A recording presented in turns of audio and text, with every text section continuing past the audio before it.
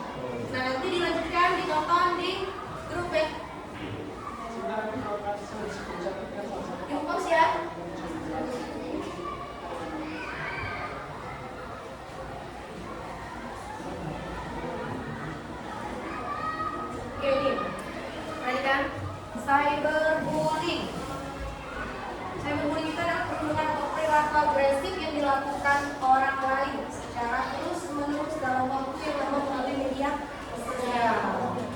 Perundungan itu dapat terjadi di dunia nyata disebut dengan bullying. Ini sering yang terjadi sesama teman, sering sekali terjadi di sekolah, di luar sekolah. Dan di dunia maya disebut cyberbullying. Nah, berarti bullying dan cyberbullying itu berbeda tempatnya ya. Untuk yang tujuannya untuk apa?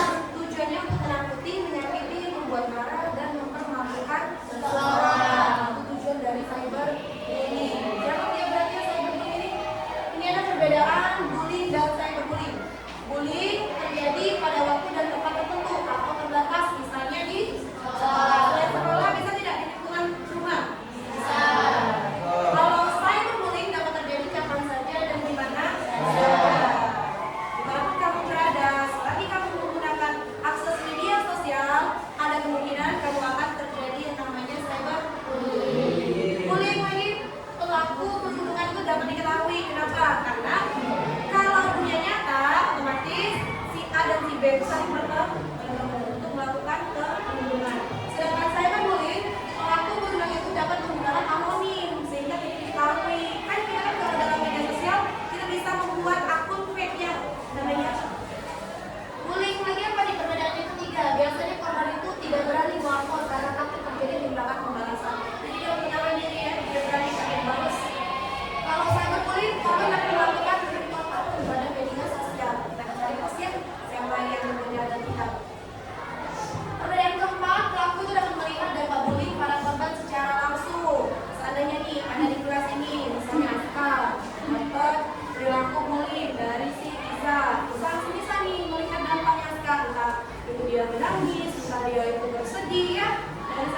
Dari bullying itu. Sedangkan untuk cyberbullying, pelaku itu tidak dapat melihat dampak cyberbullying pada korban secara langsung, kan dia melalui media sosial ya.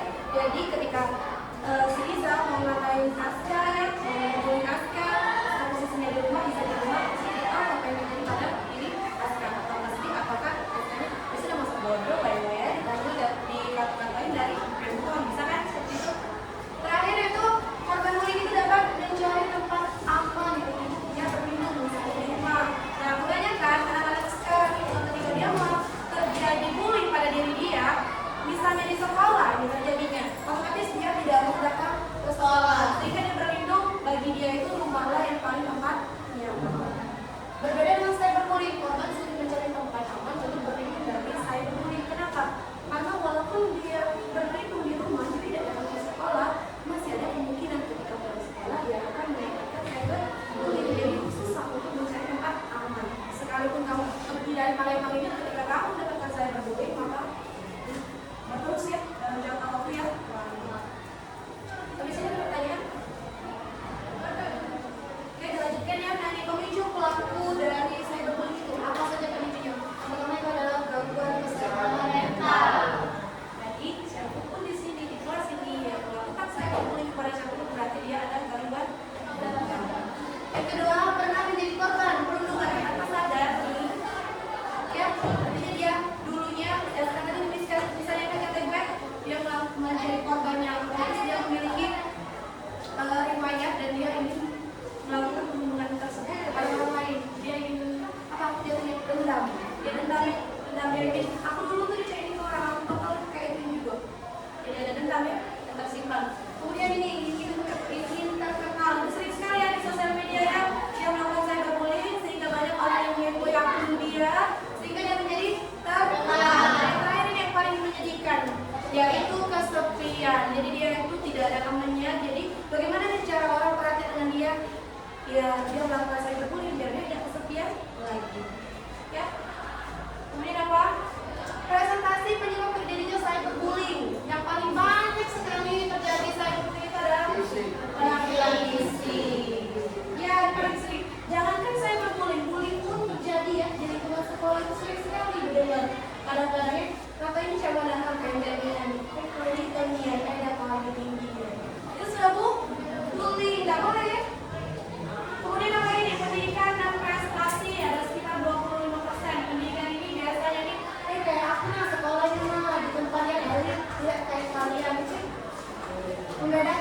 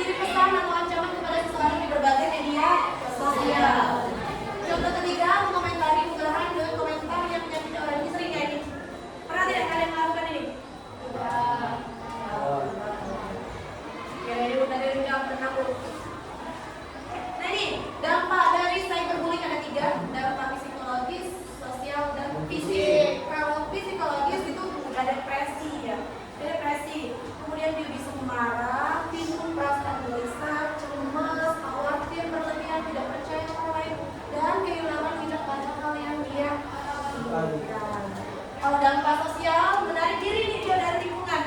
Dan mau lagi dia kumpul ya. Dia merasa menghindari ya, takut. Kalau dampak fisiknya apa? Merasa lelah, mudah menyalahkan diri sendiri, bahkan dapat berujung menghilangkan nyawa sendiri. Iya, itu paling takut gitu ya dampak fisiknya itu ya. Karena dia takut, jadi dia merasa kayak aku nih, kayak tidak dihargai lagi di sini.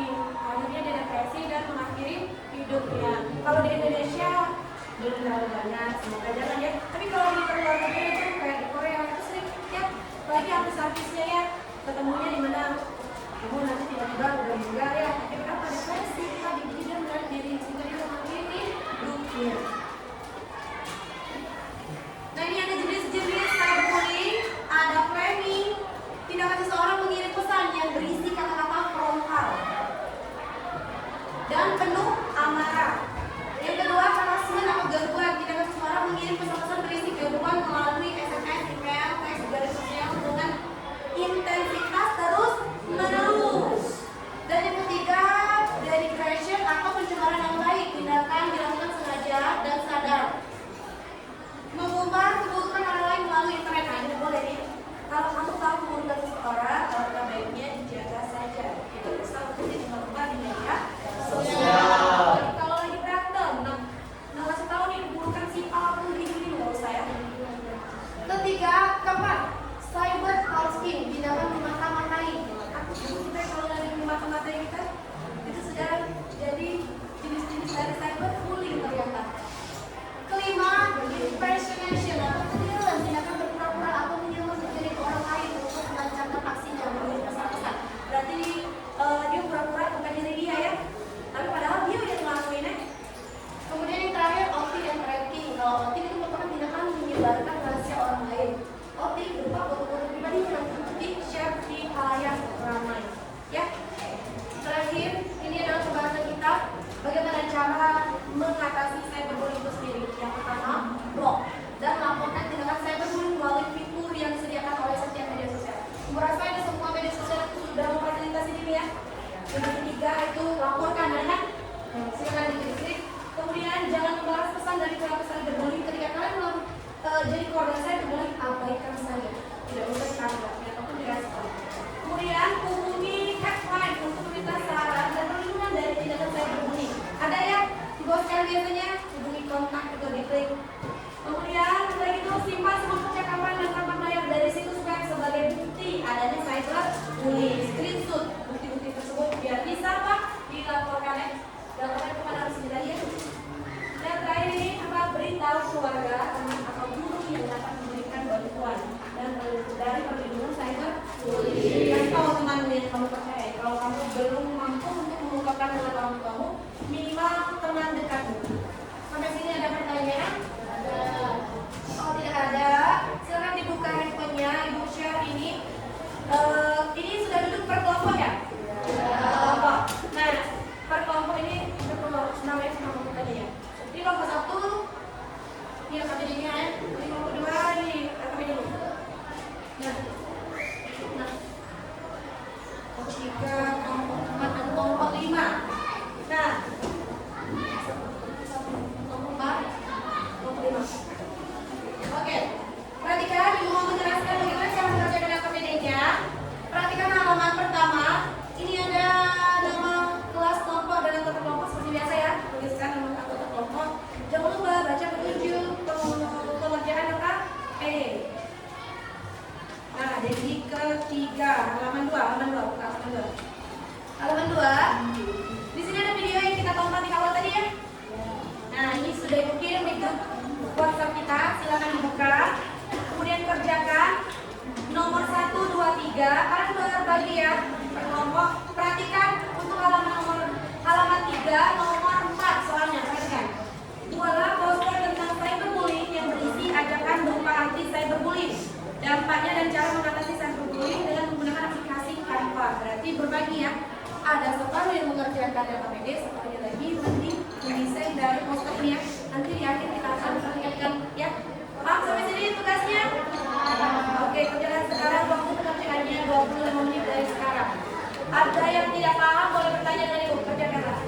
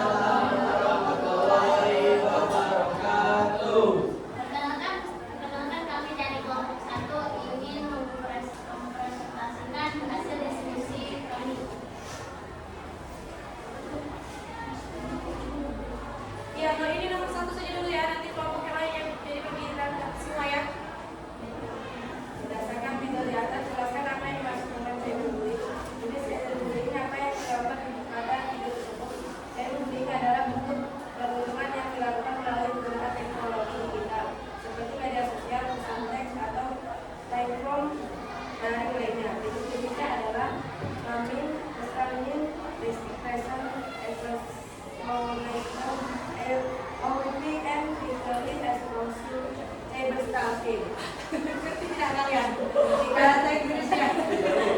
Ada planning, regeneration, outing and tracking. Habis. Oh banyak. Oh ada harassment juga katanya. Cyber talking terakhir. Itu menurut kelompok 1 berdasarkan video. Kelompok lain ada yang sama atau yang memiliki pendapat atau jawaban yang berbeda? Kelompok 4 sama tidak? Coba bacakan. Iya. Kamu kayak kaget itu. Cyberbullying adalah tindakan bullying yang dilakukan melalui teknologi digital seperti internet, media sosial, atau pesan teks.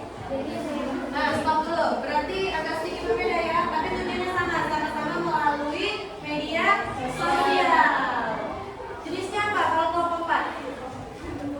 blaming, harassment, depression, cyberstalking, dan outing and tracking. Oh, lebih sedikit dibandingkan dengan kelompok 1. Kalau berdasarkan video, kalau ibu juga membacanya dan menontonnya, itu dia ada framing, degeneration, sama outing saja. Tapi tidak apa-apa ya, karena memiliki pendapat yang berbeda-beda ya. Yang lain, kelompok lain sama semua? Iya, sama. Sebesar kalian? Sama. Ini kelompok 5? Sama. Kelompok 2? Sama. Oke, sudah. Kalau sama. Baiklah, sekian presentasi dari kelompok kami. Kami ucapkan assalamualaikum. Waalaikumsalam. Kelompok 2.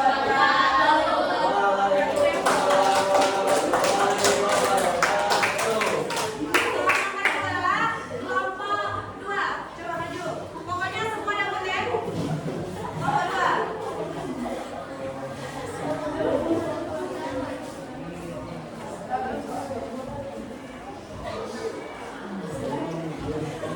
Assalamualaikum warahmatullahi wabarakatuh. Waalaikumsalam warahmatullahi wabarakatuh. Kenapa kami dari kelompok dua ingin mempresentasikan Oke. Nomor 2. Pertama dapat banyak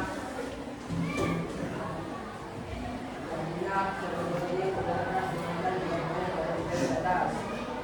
Dampak dari teknologi, dampak psikologis, ada depresi, marah, timbul, masalah bisa, cemas, khawatir, berlebihan, percaya orang lain, dan kehilangan minat pada hal yang banyak. Dampak sosial, menarik diri dari lingkungan dari teman, percaya diri, domestik, pada teman dan keluarga, serta tidak fokus pada pelajaran di sekolah. Dampak fisik, merasa berat, menggunakan diri sendiri, bahkan dapat menggunakan nyawa sendiri. Berarti menurut kelompok 2 itu ada 3 yang didapatnya ya. Yang lain? Ada yang memiliki pendapat lain? Kelompok 5? Kelompok 5 dari tadi ya. Kelompok 5? Kelompok 5? Iya, zaman kelompok kalian. dampak pada kesehatan mental dan emosional, dampak pada kesehatan fisik, dampak sosial dan Dari tadi butuh ya, ada curigaan. Apa orang kelompok ilmu yang itu ini ya? Simpen dulu. Tapi berapa kamu pelajaran informatika boleh main HP?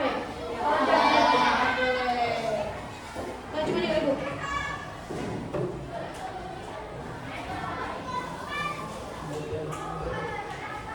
Kayak mana sih yang jangan main yang lain, perhatikan. Suruh dia betul. Nomor 2. Ya apa? dampak pada kesehatan mental dan emosional, dampak pada kesehatan fisik, dampak sosial dan akademik, dampak jangka panjang.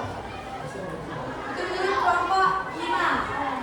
Kalau menurut aku sih kalau jawaban nomor kelompok 2 ya, kelompok 2 yang maju, ibu pendapat berdasarkan video itu dampaknya mulai dari adanya mental ya, itu sedih, sosial ya,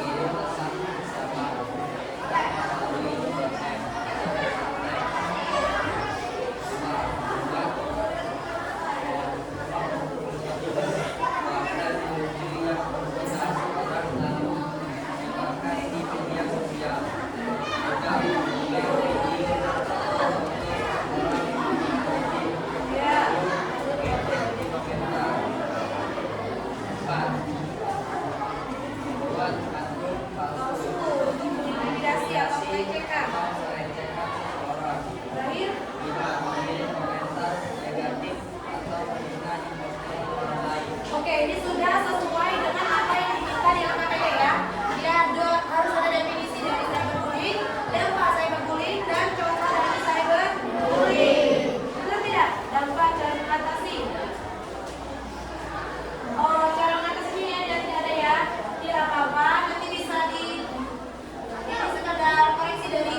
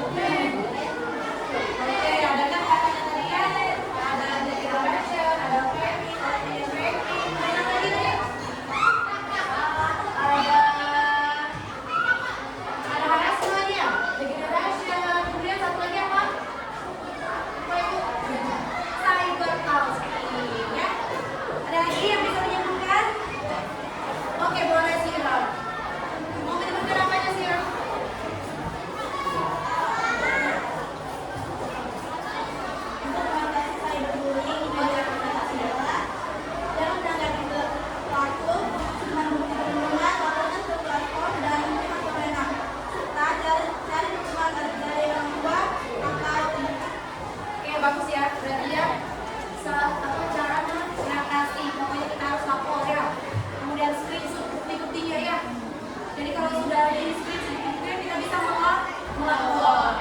Jadi senang ya, ada definisinya, ada jenis-jenisnya, cara mengatasinya. Bahkan tadi ada poster ajakan untuk anti cyber bullying. Untuk supaya kita harus menunjukkan ketika kita sekarang ini ada refleksi. Nih, bagian mana yang menurutmu paling sulit dipelajari? Kalau yang bisa itu tadi?